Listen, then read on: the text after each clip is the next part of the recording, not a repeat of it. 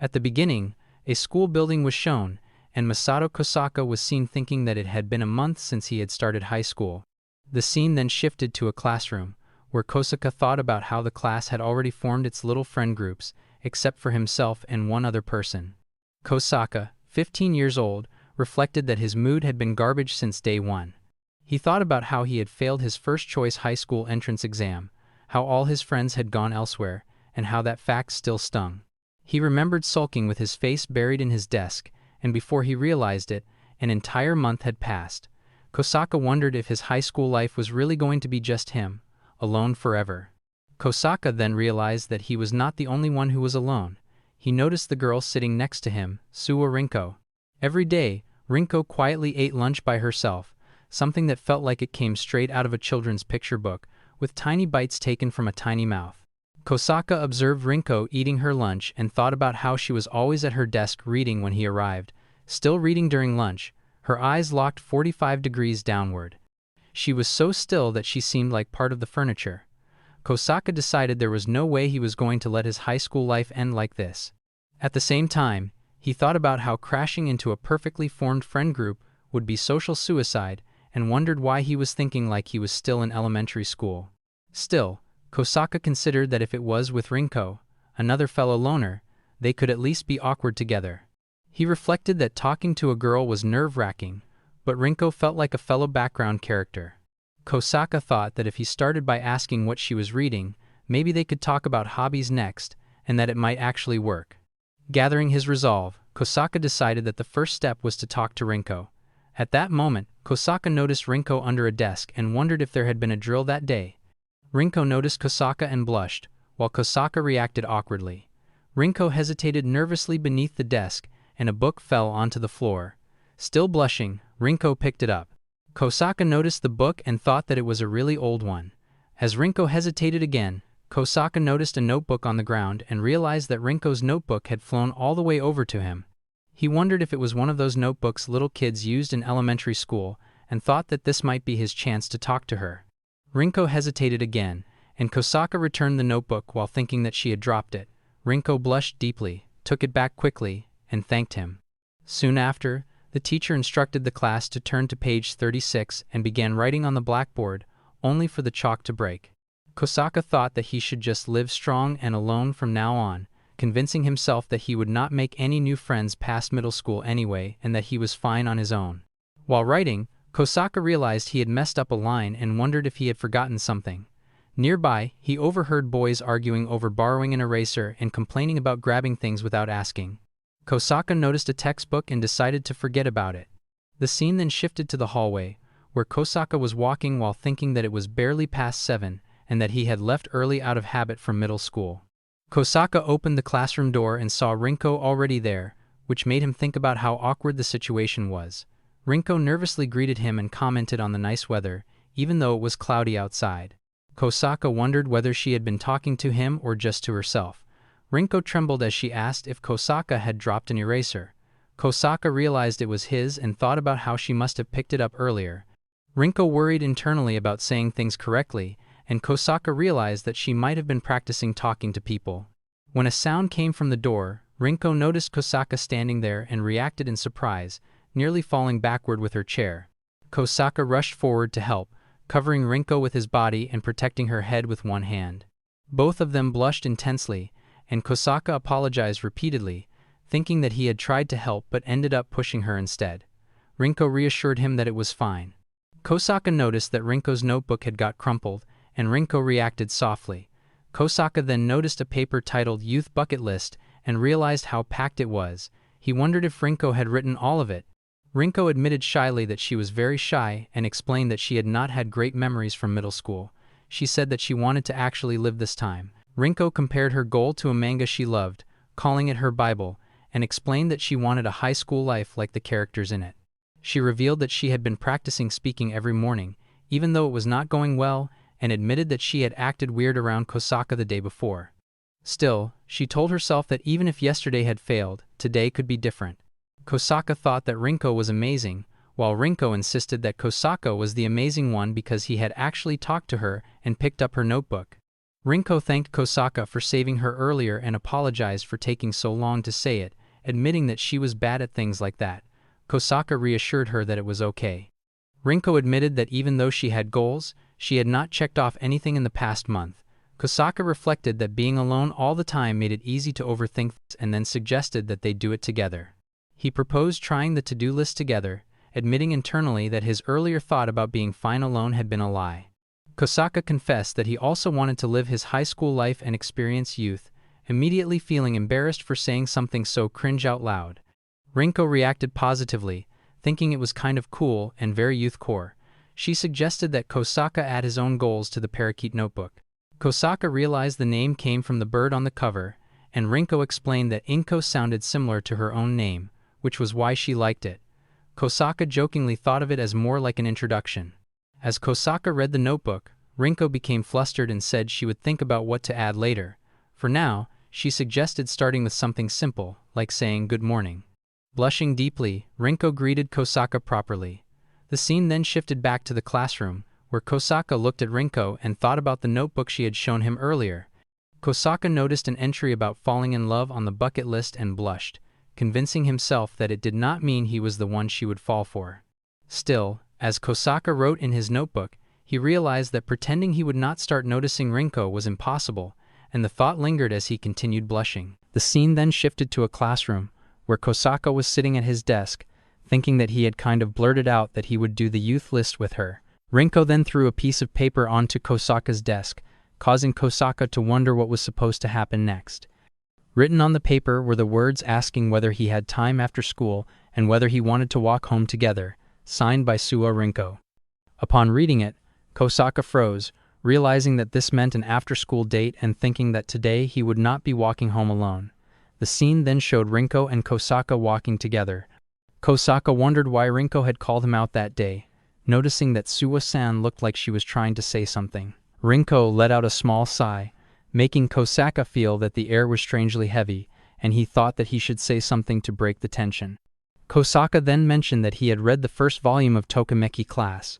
Rinko reacted with visible surprise and asked how it was, leaving Kosaka stunned. Kosaka reflected that Tokimeki Class, also known as Tokikura, was a shoujo manga that had run around the time they were born, a coming-of-age story about a group of high school friends navigating love and friendship. Kosaka thought that, honestly, it felt like reading a fairy tale and was far too removed from his own reality. Kosaka then described it as super youthful. Rinko enthusiastically agreed, saying that everyone in the story was so pure-hearted, and that while everyone experienced youth in their own ways, she especially loved the main couple, Ayumi-chan and Takahiro-kun. Rinko explained that Takahiro-kun was a perfect prince type who ended up lonely because everyone treated him as if he were above them, and that Ayumi-chan, a bright and outgoing girl who was the center of the class, slowly pulled him out of his shell. As Rinko continued, Kosaka thought that once she started talking about Tokikura, there was no stopping her. Rinko then admitted that she had always wanted something like that herself, a group that naturally hung out together, fun, loud, and full of life, and that she had always admired those sparkling days. Kosaka was left stunned. Rinko then suddenly remembered the reason for that day and explained that she wanted to try something from the list, suggesting that they start with hanging out somewhere after school. Kosaka agreed and asked where they should go. Blushing, Rinko said that if it was okay with Kosaka, she had always wanted to go to karaoke. The next scene showed them sitting together in a karaoke room. Kosaka thought in disbelief that they had only started talking a few days ago and had suddenly come to karaoke, feeling flustered by the small private room where it was just the two of them. Rinko, clearly excited, commented on how this was karaoke, reacting happily to the all-you-can-drink soda and sparkly lights. Rinko excitedly asked Kosaka about the tablet on the table, learning that it was used to pick songs. Rinko expressed surprise that songs were no longer looked up in a book and punched into a remote, prompting Kosaka to question whether Suwa-san was really a modern high school girl. Kosaka then realized that this might be Rinko's first time at karaoke, which Rinko confirmed. Kosaka admitted that he only knew karaoke from Tokikura, leading him to realize that her karaoke knowledge had stopped in the early 2000s. Rinko explained that in the manga, everyone got excited over karaoke and that it was how they became friends. Rinko said that she thought if she could get better at hyping people up, she might be able to make more friends too. Rinko also mentioned that she had taken piano lessons when she was little, so she was not completely hopeless when it came to music. Kosaka responded that he understood. Rinko then added that she had actually prepared for this, which made Kosaka repeat the word prepared in surprise. Rinko then placed some papers on the desk and explained that she had looked up songs that got everyone hyped at karaoke online, along with trending songs on social media, including track lists such as Year Top 100 Trending Duet Songs, Female Songs, and songs that were good to duet with friends. Rinko then began sharing various bits of karaoke trivia she had learned online, mentioning that modern songs were fast, that even male J-pop songs had very high notes and were therefore easier for her, and that oolong tea was not good for the throat because it removed the oils that kept it moisturized, making fried food like karaoke better instead. Kosaka thought that her knowledge was oddly specific and started to view her as a karaoke encyclopedia. When Kosaka asked if she had really never been before, Rinko apologized for rambling about things she had read online. Kosaka reassured her, saying that it was fine and that he could feel how excited she was. Rinko then admitted that now that they were actually there, singing in front of someone felt embarrassing, and she worried that she might not be any fun to listen to. She mentioned reading horror stories online about people killing the vibe with the wrong song choice. Kosaka then suggested that he pick the song for her so there would be no stress about choosing the wrong one. Rinko agreed and pointed out a song she wanted to hear because she had seen it in short videos and found it catchy. As the music started, Rinko stood up and began singing, her voice surprisingly good. As she sang about being able to breathe when seeing someone's face beside her and about her heart beating fast whenever that person was near, Kosaka realized that it was clearly a love song. Kosaka noticed the lyrics describing a girl falling for the boy sitting next to her in class. As Rinko sang about wanting to stay by that person's side and someday telling them what her heart had been trying to say, she turned toward Kosaka and sang the words, "That I love you," causing Kosaka to blush intensely. Rinko then cheerfully announced that it was Kosaka's turn next. Kosaka panicked internally, telling himself that she had only looked at him because she had finished singing. As Kosaka took the microphone, it slipped from his hand, falling into a drink, which then spilt onto his leg. The scene then shifted outside, where Rinko apologized repeatedly. Kosaka reassured her that it was just soda and would not stain. Rinko blamed herself for not holding the microphone properly and then sincerely thanked Kosaka for coming with her that day, apologizing for dragging him along for her selfish wish and causing trouble. Kosaka then thought that maybe someone like him did not deserve to experience youth after all. Noticing Rinko's tense expression, Kosaka suddenly asked her to wait for a moment and walk to a convenience store. When Kosaka returned, he explained that since Rinko probably had dinner later, they could split a small snack. Kosaka recalled that back in middle school, he used to grab snacks with friends after cram school and suggested that starting with something small like this could be their goal for the day, beginning with the little stuff.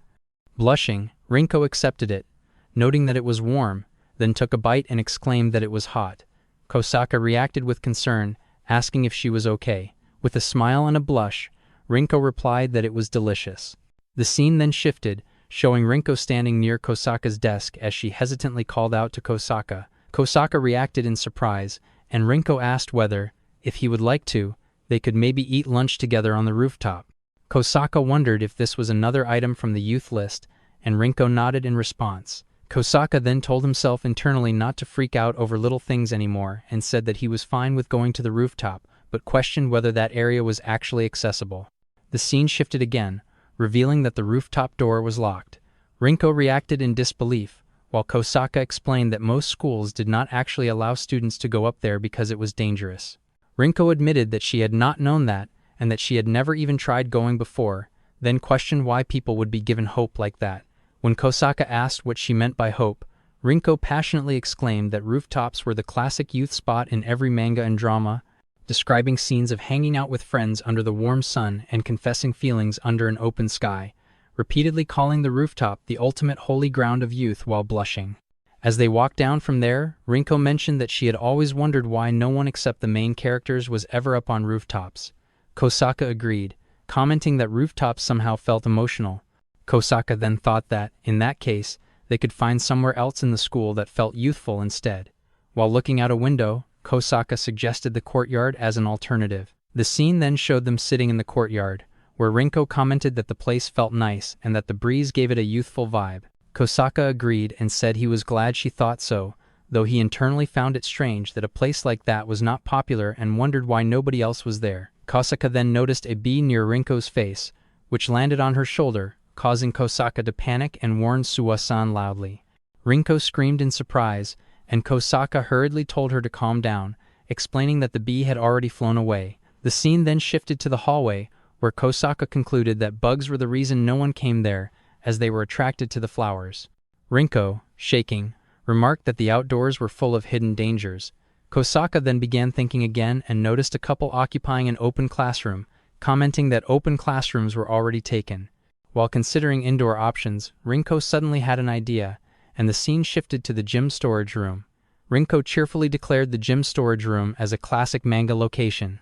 Kosaka internally reacted to the situation, thinking about the two of them being alone in the gym storage room and worrying that between this and karaoke, Rinko's guard was far too low, making him wonder whether she simply did not see him as a guy.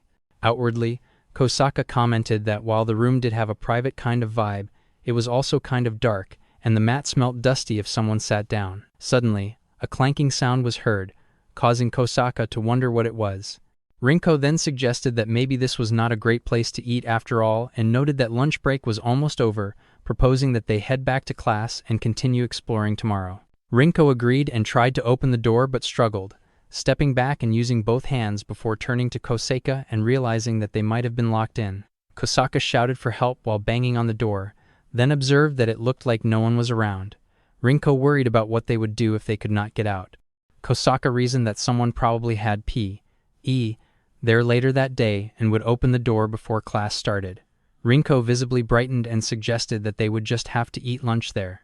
They then sat down together, and Kosaka thought about how they were alone together again and that he would never get used to it. As Rinko opened her lunchbox, Kosaka commented that he always thought her lunches were super healthy. Rinko thanked him and explained that her grandmother had taught her how to make them. Kosaka expressed surprise that Rinko made it herself and praised her, comparing it to his own lunches, which were just brown food every day, though he said he did not mind because he liked it.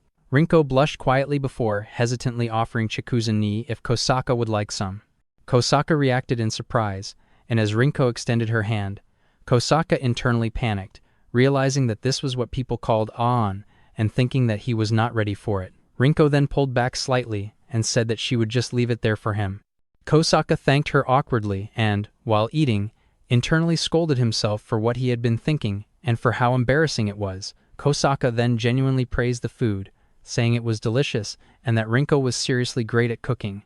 Rinko shyly replied that she was glad he liked it. Kosaka then offered Rinko one of his meatballs, admitting that it was probably store-bought. Rinko thanked him and, after eating it, commented that it was sweet and delicious. Rinko happily repeated the phrase about sharing side dishes with friends while laughing. Kosaka thought about how things like that getting happy over small things were nice before suddenly realizing he had been staring too long and panicking internally. Kosaka then noticed something and realized that when he had sat on the mat earlier, it must have shifted a bar, causing a pole to topple and make the sound they had heard, which ended up blocking the door. Kosaka discovered that the other door was not even stuck and opened just fine. Rinko laughed and called them both dorks, and Kosaka agreed. When the bell rang, the scene showed Kosaka sitting at his desk, thinking about how funny it was that he still ended up feeling most comfortable there. Kosaka reflected that lately, even sitting alone in the corner, he no longer felt out of place, wondering whether he was just getting used to it or whether it was because he was not really alone anymore, concluding that it was probably that.